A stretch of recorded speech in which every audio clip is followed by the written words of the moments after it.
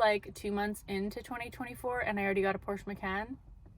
No one can tell me vision boards don't work. It's not just throwing a wish out there and wishing upon a star. You know what I mean? When you talk too soon, people can ruin a good thing. Hi everyone, and welcome back to another episode of Brunch with Isome. Sorry the sound does not, meet the quality as per usual. My microphone broke. For some reason it's not working, so we're just gonna have to do this for now. But it's been a while, guys, since I've been here on the podcast, and it is because we were traveling and then we came back, and then I was just preoccupied with other things like Instagram, TikTok, YouTube videos, all that kind of stuff. But we are back here on the podcast, and we're going to do a little bit of a catch up and a 2023 wrap up and 2024 goal setting. My goal for this podcast is not to have to edit too much. So let's see how we do with that. So just gonna be me chilling and talking. You notice my surroundings. If you're watching on YouTube, I got a new car. Yes, a Porsche Macan, and I'm absolutely loving it. Let me know if you want me to do like a little car tour or whatever. But we're just chilling in the car. Finally got my moonroof back. I had a Q5 before, and I absolutely love the moonroof. I didn't have that with my Mercedes, so now with this Porsche, I am so happy because I got the moonroof back, and it feels like home. Anyways, we're gonna jump right into this podcast episode by starting with our peaks and valleys.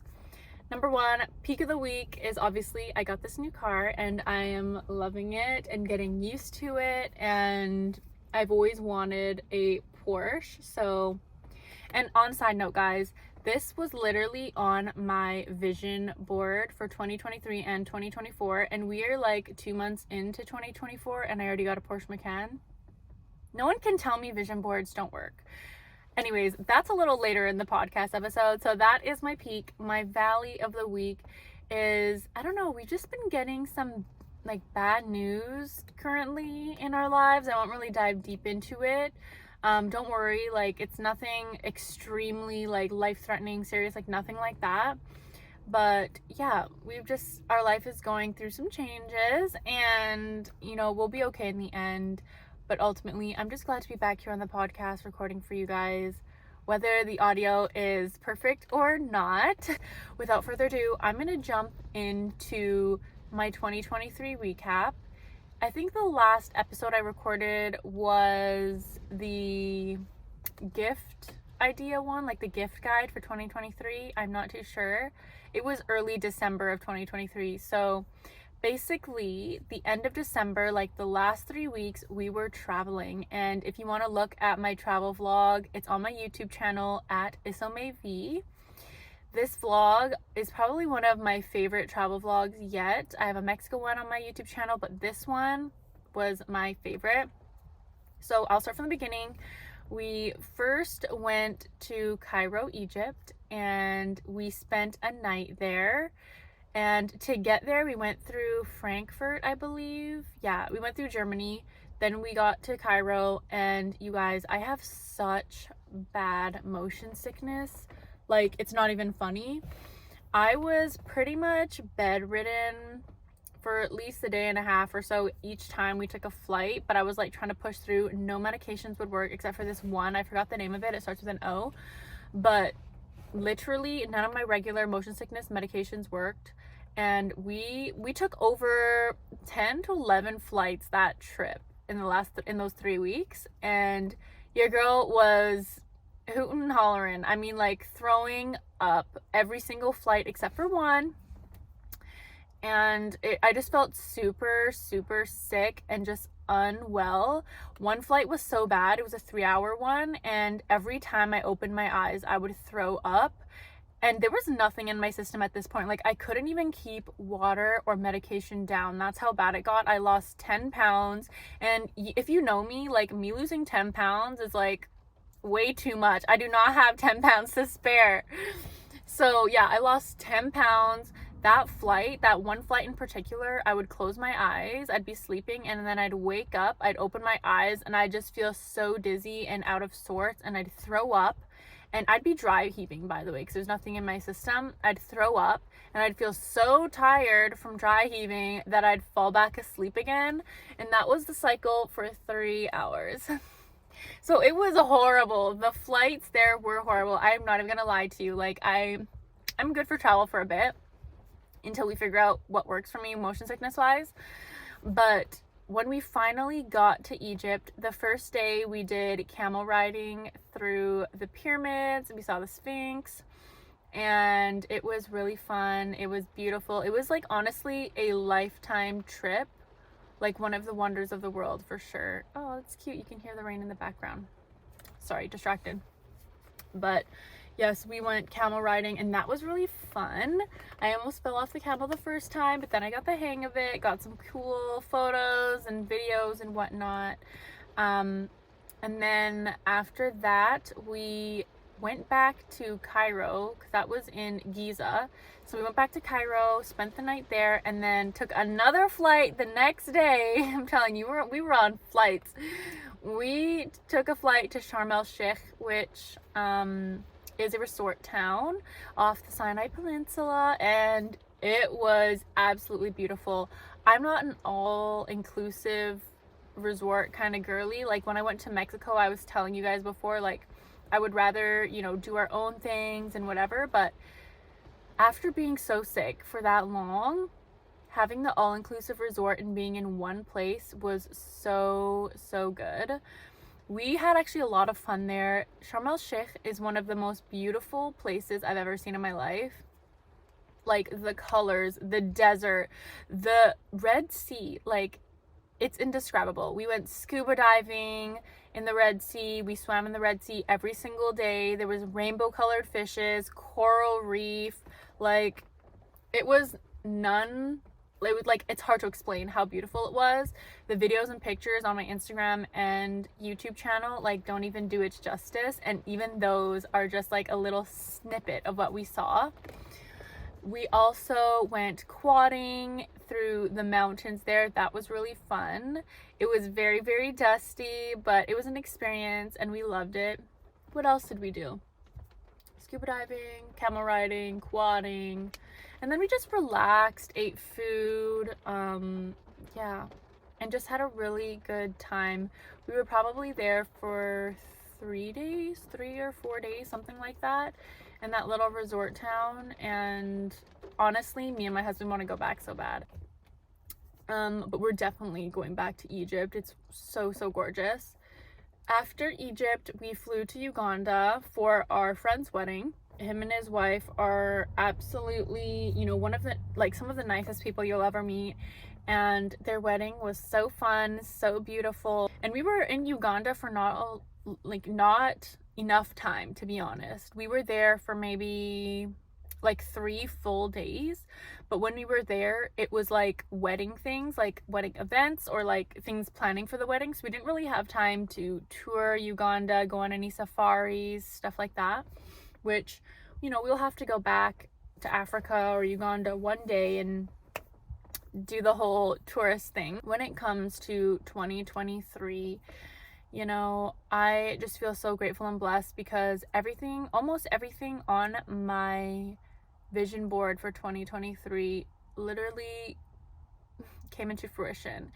And I say this every time we talk about goal setting and things, but I feel like vision boards aren't just, and like manifesting and that kind of thing is not just throwing a wish out there and wishing upon a star. You know what I mean? Like those vision boards and visuals are there to remind you of your goals, and you have to work towards your goals as well, which I think is a common misconception. But whether you are intentionally looking at your vision board or unintentionally looking at your vision board, and those pictures start becoming normal in your subconscious, that it just becomes a part of your reality. And I saw that a lot in 2023, and I'm already seeing that in 2024. I already got the Porsche, guys, 2nd month into the year. It's just been a whirlwind, and I'm just so grateful to be back and in a routine. When it comes to 2024, I do have a lot of goals on my vision board. As usual, I put my vision board on my lock screen of my phone. So whenever I open my phone or look at my phone, that's like my subconscious is seeing those photos. And of course, there's small photos in a collage, but my subconscious is still seeing those photos and it's becoming normal to me. So like even after I got this Porsche, me and my husband got this Porsche, I was like super happy and grateful about it, but it was kind of just like, not that I was like, yeah, cool. I was like, yeah, like this is awesome. Like I knew it would happen. And it's just like, it's just the timing was perfect. And yeah, so if you were thinking about doing your goals, think about writing them down, obviously, but putting pictures to those goals to make it more alive and real life to you. So that's what I will say for my 2024,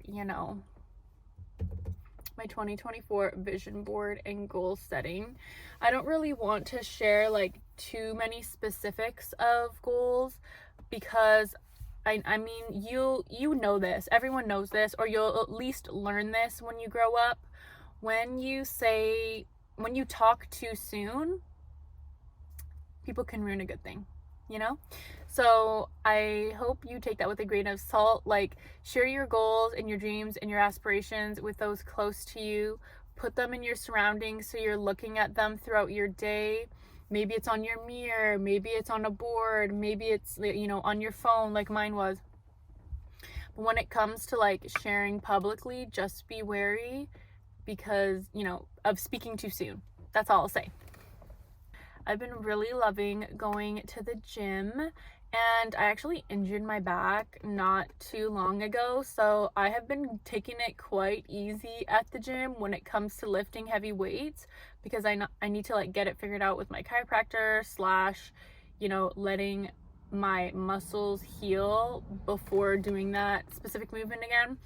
So when I go to the gym, I just take it really light on the weights, and I also have been doing sauna as a warm-up. And you guys, I absolutely love that. I'll have to find the stats, but something like if you do like 11 minutes of sauna a week, your chances of heart attack go down by like a certain amount or whatever percentage. So I've been doing sauna and I've been absolutely loving it. I'm not the person who, sweats easily or whatever.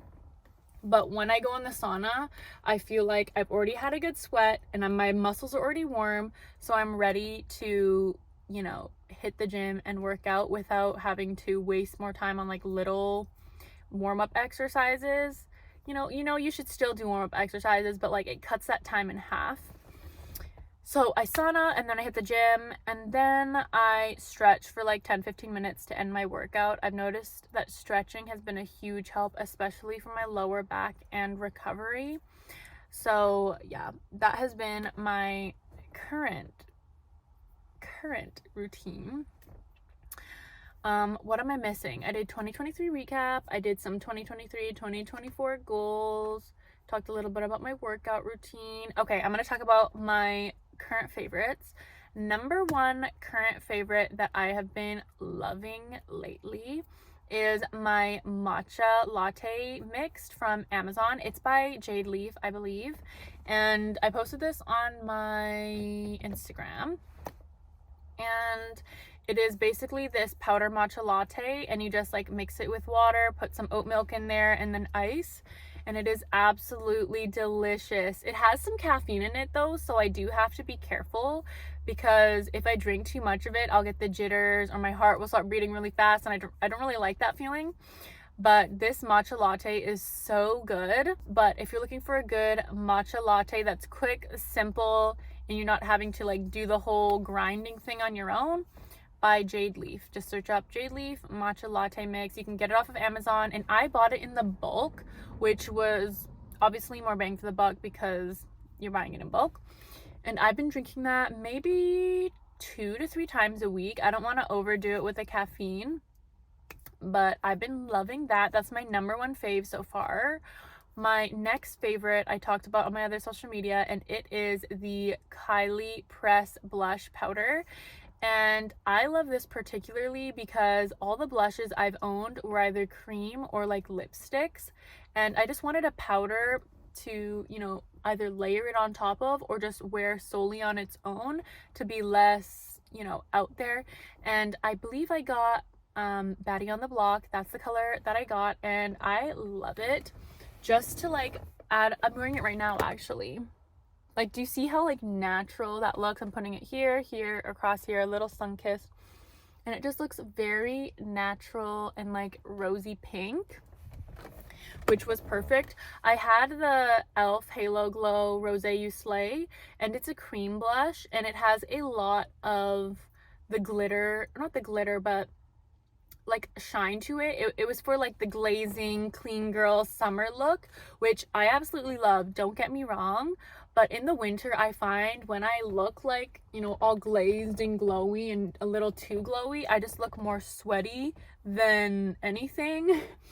Like in the summer it's cute, but like for right now I just wanted something more matte, something more chill and calm, and I've been loving that Press blush by Kylie Cosmetics. I cannot forget. Okay, so my next favorite is the Glazing Milk by Rhode, and I got the full set, you guys, for like $93 or something like that, $93.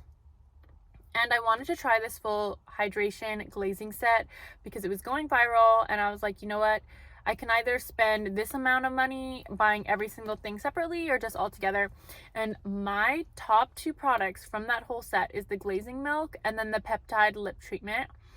Okay, so with the Glazing Milk, there's like, I can't find anything wrong with it. You put it on your face and you just feel like hydrated and plump. It's nice and light. But the Peptide Lip Treatment also is just like, it's not really sticky, but it's thick, and it feels like those lip glosses that you get after a facial and then they want to hydrate your lips. It feels exactly like that. So I really like it because it makes your lips look very plump, juicy, and a little bit like shiny, and it lasts a long time.